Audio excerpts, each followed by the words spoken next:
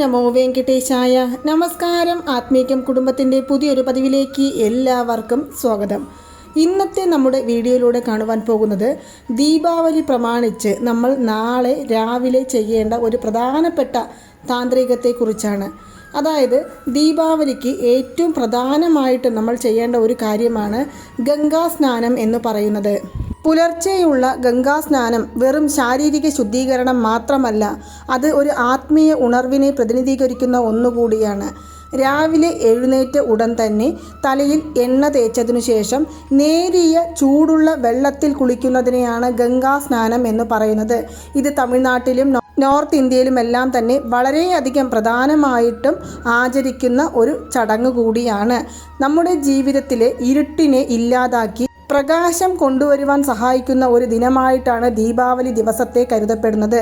അതുപോലെ തന്നെ നമ്മുടെ ജീവിതത്തിലുണ്ടാകുന്ന നെഗറ്റീവ് ശക്തികളെയും നമ്മുടെ ജീവിതത്തിലുണ്ടാകുന്ന മാലിന്യങ്ങളെയും നീക്കം ചെയ്യുന്നതിന് വേണ്ടിയാണ് ഈ ഗംഗാസ്നാനം ചെയ്യുന്നത്.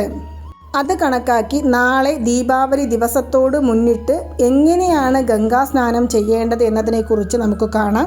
അതായത് നാളെ അതിരാവിലെ 3 മണി മുതൽക്ക് 6:15 വരെയാണ് ശരിയായ ഗംഗാസ്നാനത്തിൻ്റെ ഒരു സമയം എന്ന് പറയുന്നത്. ഈ ഒരു സമയം നിങ്ങൾക്ക് ഒരു പക്ഷേ എഴുന്നേറ്റ് കുളിക്കാൻ സാധിച്ചില്ല എന്നുണ്ടെങ്കിൽ നമ്മൾ ചെയ്യേണ്ടത് ഒരു 3 മണി മുതൽക്ക് 11 മണിക്കുള്ളിൽ, അതായത് അതിരാവിലെ 3 മണി മുതൽക്ക് 11 മണിക്കുള്ളിലെങ്കിലും നിങ്ങൾ കഴിവതും ഗംഗാസ്നാനം ചെയ്യുവാനായിട്ട് ശ്രമിക്കുക. എങ്ങനെയാണ് ഗംഗാസ്നാനം ചെയ്യേണ്ടത്? എഴുന്നേറ്റ ഉടൻ തന്നെ നമ്മൾ നമ്മുടെ തലയിൽ വെളിച്ചെണ്ണ പുരട്ടിയതിനു ശേഷം ചെറു ചൂടുവെള്ളത്തിൽ ഞാൻ ഇവിടെ പറയുന്ന ഈ ഒരു സാധനം കൂടി ചേർത്ത് നിങ്ങൾ കുളിക്കുക. നമ്മുടെ ജീവിതത്തിലെ കഷ്ടപ്പാടുകൾ അലിഞ്ഞില്ലാതാകും, നെഗറ്റീവ് ശക്തികൾ അലിഞ്ഞില്ലാതാകും, ദുഷ്ടശക്തികളിൽ നിന്ന് മോചനം നേടുവാൻ സാധിക്കും. ആരോഗ്യപരമായ പ്രശ്നങ്ങൾ നമ്മുടെ ജീവിതത്തിലുണ്ടെങ്കിൽ അതെല്ലാം മാറിക്കിട്ടുവാനും ലക്ഷ്മി ദേവിയുടെ അനുഗ്രഹത്തിനായും മാത്രമല്ല, നാളെ തിങ്കളാഴ്ചയാണ്, ശിവഭഗവാന്റെ അനുഗ്രഹത്തിനായും നമുക്ക് നാളെ ഈ ഒരു മന്ത്രം ജപിച്ചതിനു ശേഷം കുളിക്കാവുന്നതാണ്. എല്ലാ സമയങ്ങളിലും നമ്മൾ പറയും കുളിച്ചതിനു ശേഷം മന്ത്രം ജപിക്കുക എന്ന്. പക്ഷേ നാളെ ഗംഗാസ്നാനം ചെയ്യുന്ന സമയത്ത് നമ്മൾ ആദ്യം ആ വെള്ളത്തിൽ 1 സ്പൂൺ തൈരും അതുപോലെ തന്നെ 1 സ്പൂൺ മഞ്ഞൾപ്പൊടിയും മാത്രമല്ല 1 സ്പൂൺ കല്ലുപ്പും ചേർത്തതിനു ശേഷം ആ വെള്ളത്തിൽ നമ്മൾ കുളിക്കുക. അതിനു മുന്നേ നമ്മൾ ഇത് 3 സാധനങ്ങളും ഈ വെള്ളത്തിൽ ചേർത്തു കഴിഞ്ഞതിനു ശേഷം ഒരു മന്ത്രം കൂടി 3 പ്രാവശ്യം ചൊല്ലുക. ആ മന്ത്രം ജപിച്ചു കഴിഞ്ഞതിനു ശേഷം നിങ്ങൾ വെള്ളമെടുത്ത് നമ്മുടെ ശരീരത്തിലേക്ക് ഒഴിക്കാവുന്നതാണ്. ആ മന്ത്രം ഇതാണ്: ഗംഗേ ച യമുനേ ചൈവ ഗോദാവരി സരസ്വതി നർമ്മദേ സിന്ധു കാവേരിം ജലേസ്മിൻ സന്നിധം കുരു.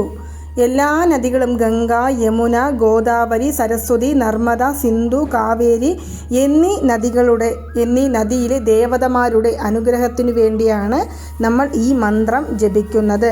നമ്മൾ എങ്ങനെയാണോ ഗംഗാസ്നാനം ചെയ്താലുള്ള ഫലം നമ്മുടെ ജീവിതത്തിൽ ഉണ്ടാകുന്നത്, അതേ ഫലം തന്നെയാണ് ഈ ഒരു സ്നാനത്തിലൂടെ നമുക്ക് നേടിയെടുക്കുവാൻ സാധിക്കുന്നത്.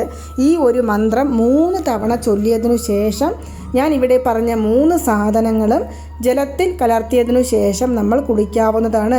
ഇത് മന്ത്രം പറഞ്ഞ് നമ്മൾ ജലം നമ്മുടെ മുകളിലേക്ക് ഒഴിക്കുന്ന സമയത്ത് നിങ്ങളുടെ എന്ത് പ്രശ്നങ്ങളാണോ അത് മാറിക്കിട്ടിയതായി സങ്കല്പിച്ചുകൊണ്ട് വെള്ളം ഒഴിക്കുക. അതായത് ഞാൻ ആരോഗ്യത്തോടു കൂടി ഇരിക്കുന്നു, അല്ലെങ്കിൽ ഞാൻ കോടീശ്വരനായി ജീവിക്കുന്നു, ഞാൻ സന്തോഷത്തോടു കൂടി ജീവിക്കുന്നു എന്നിങ്ങനെ പോസിറ്റീവായിട്ടുള്ള വാക്കുകൾ നമുക്ക് ഈ ഒരു സമയത്ത് പറഞ്ഞുകൊണ്ട് നമ്മുടെ മുകളിലേക്ക് വെള്ളം ഒഴിക്കാവുന്നതാണ്. ഇത് നിങ്ങൾ നാളെ മറക്കാതെ ചെയ്യേണ്ട ഒരു കാര്യമാണ്. ചെറിയ കുട്ടികൾ മുതൽ വലിയവർ വരയ്ക്കും നാളെ മറക്കാതെ ചെയ്യേണ്ട ഒരു പ്രധാനപ്പെട്ട സ്നാന രീതിയെക്കുറിച്ചാണ് ഞാൻ ഇപ്പോൾ ഇവിടെ പറഞ്ഞത്. അതുപോലെ തന്നെ നാളെ പ്രധാനമായും നിങ്ങൾ ചെയ്യേണ്ട വേറൊരു കാര്യം കൂടിയാണ് ലക്ഷ്മി പൂജ എന്ന് പറയുന്നത്. അതായത് ഇന്നലെ ധൻതേരാസ് ദിവസത്തിൽ ലക്ഷ്മി കുബേര പൂജയാണ് നമ്മൾ ചെയ്തിരിക്കുന്നത് എങ്കിൽ ഇനി അഥവാ അത് ചെയ്യാൻ സാധിക്കാത്തവരുണ്ടെങ്കിലും കൂടി സാരമില്ല. നാളെ ലക്ഷ്മി ദേവിയുടെ പടത്തിനു മുൻപിൽ നെയ് ദീപം തെളിയിച്ചുകൊണ്ട് നമുക്ക് ലക്ഷ്മി പൂജ ചെയ്യാവുന്നതാണ്. നിങ്ങളെ കൊണ്ട് എന്തെല്ലാം സാധനങ്ങൾ കൊണ്ട് അലങ്കാരങ്ങൾ ചെയ്യുവാൻ സാധിക്കുമോ, അതായത് നവധാന്യങ്ങൾ, വെറ്റില, അടയ്ക്ക, പഴവർഗ്ഗങ്ങൾ, മധുര പലഹാരങ്ങൾ, പാൽ, അതുപോലെ തന്നെ നമുക്ക് നാളെ ദീപാവലി, ശരിക്കും അതിൻ്റെ പേര് ദീപ ഒളി എന്നാണ്. ഒളി എന്നാൽ പ്രകാശം പരത്തുന്ന ഒരു ദിവസമാണ്. ദീപങ്ങൾ കൊണ്ട് നമ്മുടെ ജീവിതത്തിൽ പ്രകാശം പരത്തുവാൻ വേണ്ടിയുള്ള ഒരു പ്രധാനപ്പെട്ട ദിവസം, ലക്ഷ്മി ദേവിയുടെ അനുഗ്രഹം നമ്മുടെ ജീവിതത്തിലേക്ക് വന്നു ചേരുവാനുള്ള ഒരു പ്രധാനപ്പെട്ട ദിവസമായാണ് ഈ ഒരു ദിവസത്തെ കരുതപ്പെടുന്നത്. നോർത്ത് ഇന്ത്യയിൽ ദീപാവലി ദിവസത്തിൽ സാധാരണ ഒരു വഴിപാട് ചെയ്യുകയും അതുപോലെ തന്നെ അമാവാസ തിഥിയും ദീപാവലിയും ചേർന്ന് വരുന്ന സമയത്ത് ലക്ഷ്മി പൂജകൾ ചെയ്ത് പ്രാർത്ഥിക്കുകയും ചെയ്യുന്ന ഒരു ശീലമുണ്ട്. അങ്ങനെ നോക്കുമ്പോൾ രണ്ടും ചേർന്ന് വരുന്ന ഒരു സമയം അല്ലെങ്കിൽ ഒരു ദിവസം എന്ന് പറയുന്നത് നാളെ തന്നെയാണ്. നാളെ വൈകുന്നേരം 6 മണിക്ക് ശേഷം നിങ്ങൾക്ക് ലക്ഷ്മി പൂജ ചെയ്യാവുന്നതാണ്. ഇനി അഥവാ നിങ്ങൾക്ക് നാളെ വൈകുന്നേരം എങ്ങോട്ടെങ്കിലും പോകണം, മാഡം ദീപാവലി സമയമല്ലേ, ഞങ്ങൾ പുറത്തേക്ക് പോകണം എന്നെല്ലാം പറഞ്ഞ് എക്സ്ക്യൂസ് എന്തെങ്കിലും ഉണ്ടെങ്കിൽ നിങ്ങൾ ഒരു കാര്യം ചെയ്യുക.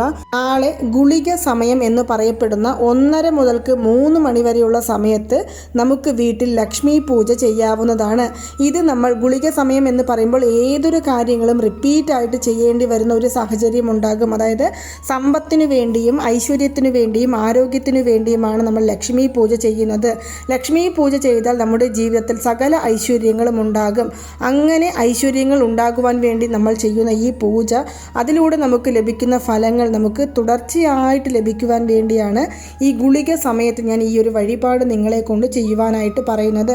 ഞാൻ നേരത്തെ പറഞ്ഞതുപോലെ നിങ്ങളെ കൊണ്ട് എന്ത് വെച്ച് നാളെ അലങ്കാരങ്ങൾ ചെയ്ത് പൂജകൾ ചെയ്യുവാൻ സാധിക്കുമോ അത് വെച്ച് നിങ്ങൾ പൂജകൾ ചെയ്യുക.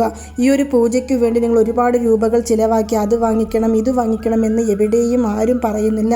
മനഃപൂർവ്വമായി ഒരു പുഷ്പം ദേവിയുടെ മുന്നിലേക്കിട്ട് ലക്ഷ്മി ദേവിയുടെ തൃപ്പാദത്തിലേക്ക് സമർപ്പിച്ചുകൊണ്ട് നമ്മൾ മഹാലക്ഷ്മി ദേവിയുടെ മന്ത്രമോ അഷ്ടകമോ ജപിച്ചാൽ പോലും നമുക്ക് 100% ഫലം തന്നെയാണ്. എങ്കിലും നമ്മളെ കൊണ്ട് എന്തെല്ലാം രീതിയിൽ അലങ്കാരത്തോടു കൂടി ചെയ്യുവാൻ സാധിക്കുമോ അത് നമുക്ക് ചെയ്യാവുന്നതാണ്. ഇനി വളരെ എളിമയായ രീതിയിൽ ലക്ഷ്മി പൂജ എങ്ങനെ ചെയ്യാമെന്ന് ഞാൻ പറയാം.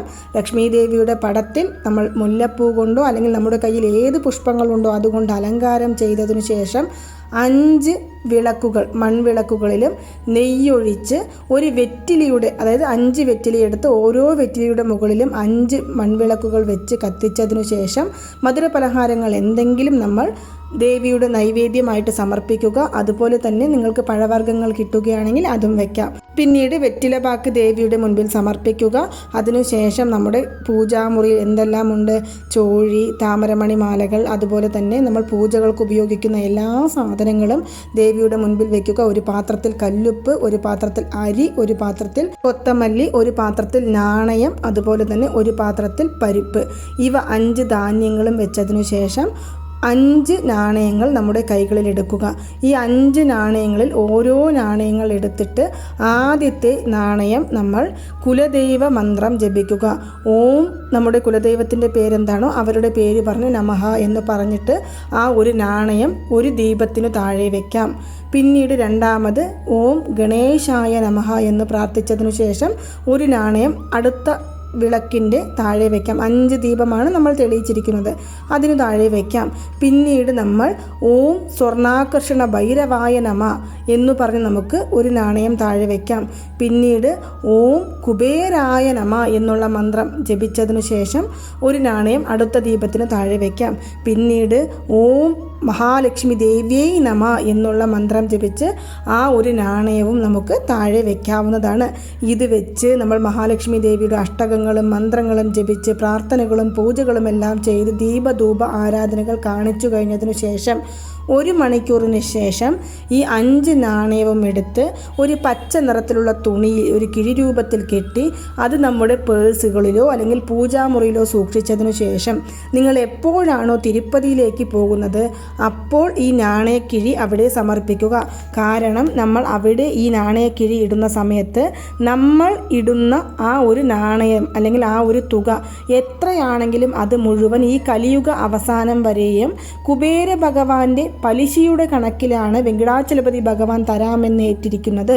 അതുകൊണ്ട് നമ്മൾ ഈ പണം അവിടെ സമർപ്പിക്കുന്ന സമയത്ത് ആ പണം നേരെ കുബേര ഭഗവാന്റെ തൃപ്പാദത്തിലേക്ക് തന്നെയാണ് പോയി ചേരുന്നത്. കുബേര ഭഗവാൻ നമുക്കത് ഇരട്ടിയായി നമ്മുടെ കൈകളിലേക്ക് എത്തിക്കുകയും ചെയ്യുന്നതാണ്. നിങ്ങൾക്കിനി തിരുപ്പതിയിൽ പോകുവാൻ സാധിച്ചില്ല എന്നുണ്ടെങ്കിൽ നിങ്ങൾ എപ്പോഴെങ്കിലും നമ്മുടെ വീടിനടുത്തുള്ള വെങ്കടാചലപതി ക്ഷേത്രത്തിലോ നാരായണ ഭഗവാന്റെ ക്ഷേത്രത്തിലേക്ക് പോകുമ്പോൾ അവിടുത്തെ കാണിക്ക വഞ്ചിയിൽ സമർപ്പിച്ചാലും മതിയാകുന്നതാണ്. ഇത് വളരെ എളിമയായി ചെയ്യാവുന്ന ലക്ഷ്മി പൂജാ രീതിയാണ്. നിങ്ങളെല്ലാവരും തന്നെ ഈ ഒരു പൂജ ഈ വർഷം ചെയ്തു നോക്കുക. തീർച്ചയായും അതിനുള്ള ഫലം നമ്മളെ തേടി വരുന്നതായിരിക്കും. അപ്പോൾ നിങ്ങളെല്ലാവരും തന്നെ മറക്കാതെ നാളെ ചൊല്ലേണ്ട മന്ത്രത്തെക്കുറിച്ചും ചെയ്യേണ്ട വഴിപാടിനെക്കുറിച്ചും നമ്മുടെ ഈ വീഡിയോയിലൂടെ കണ്ടു കഴിഞ്ഞു. നിങ്ങൾക്കെല്ലാവർക്കും ഈ വീഡിയോ ഇഷ്ടമായി കാണുമെന്ന് വിശ്വസിക്കുന്നു. ഈ വീഡിയോ ഇഷ്ടമായാൽ മറ്റുള്ളവരിലേക്കും കൂടി എത്തിക്കുവാനായിട്ട് ശ്രമിക്കുക. അതുപോലെ തന്നെ നമ്മുടെ ചാനൽ ആദ്യമായിട്ട് കാണുന്നവരാണെങ്കിൽ മറക്കാതെ സബ്സ്ക്രൈബ് ചെയ്യുവാനും സപ്പോർട്ട് ചെയ്യുവാനും ഷെയർ ചെയ്യുവാനും മറക്കരുത്. നന്ദി, നമസ്കാരം. ഓം നമോ നാരായണ. ഓം നമോ വെങ്കിടേശായ നമഃ.